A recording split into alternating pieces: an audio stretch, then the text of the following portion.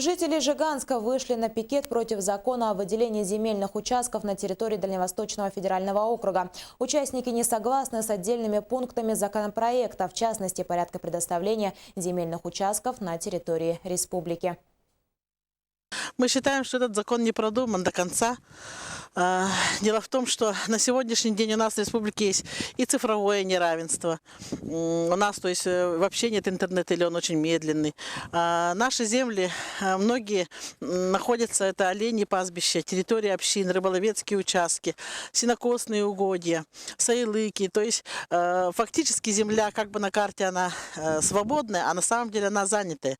И вот так вот просто огульно всем подряд раздавать мы считаем неправильно, потому что есть опасения, что по истечении, допустим, этих 5 лет, кто даст гарантию, что эта земля не перепродастся в руки олигархов, в руки, допустим, иностранных граждан, под ядерный, допустим, полигон. Тем более мы должны учитывать, что таких северных районов, как наш арктический заполярный Жиганский район, находится на вечной мерзлоте.